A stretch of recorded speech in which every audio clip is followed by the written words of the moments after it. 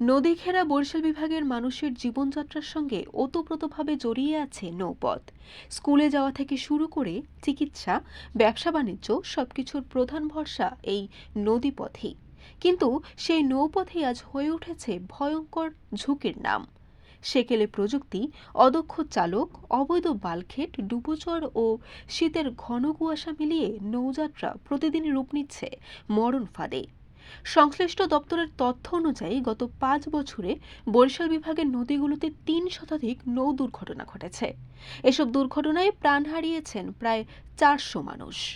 নৌযানের চালক ও কর্মীদের ভাষ্য অনুযায়ী অভ্যন্তরীণ নৌরুটের বড় একটি অংশ এখনও চলছে পুরনো ও ঝুঁকিপূর্ণ প্রযুক্তিতে। অনেক ক্ষেত্রে দক্ষ চালকের পরিবর্তে অনভিজ্ঞ লোকজন দিয়ে কাজ চালানো হচ্ছে। রাতের নদীপথের সবচেয়ে বড় হুমকি বালু বোঝাই বাল্কহেড।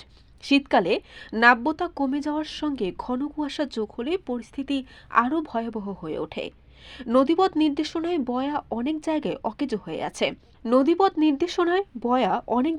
অকেজো হয়ে আছে। আরেকটি লঞ্চের সুকানি আলামিন বলেন, দক্ষ চালকের অভাব নৌপথের অন্যতম বড় সমস্যা। অনেক চালকই নিয়ম মেনে প্রশিক্ষণ না নিয়ে অর্থের বিনিময়ে লাইসেন্স সংগ্রহ করেন।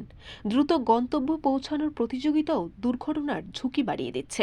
লঞ্চ মালিকদের মতে, পদ্মা সেতু চালুর পর নৌপথে যাত্রীর সংখ্যা কমেছে।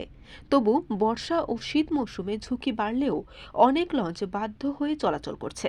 অধিকাংশ নৌযানে সেই আধুনিক রাডার, ফগ লাইট বা উন্নত নেভিগেশন ব্যবস্থা নেই। ফলে কুয়াশার দিক নির্ণয় কঠিন হয়ে পড়ে। নদীর সঙ্গে লড়াই করে বরিশালের মানুষ বাঁচে, কিন্তু সেই নদীপথেই যখন প্রতিদিন ঝরে যায় প্রাণ, তখন প্রশ্ন ওঠে, আর কত মৃত্যু হলে নৌপথের নিরাপত্তা নিশ্চিত হবে? Barishal dot news.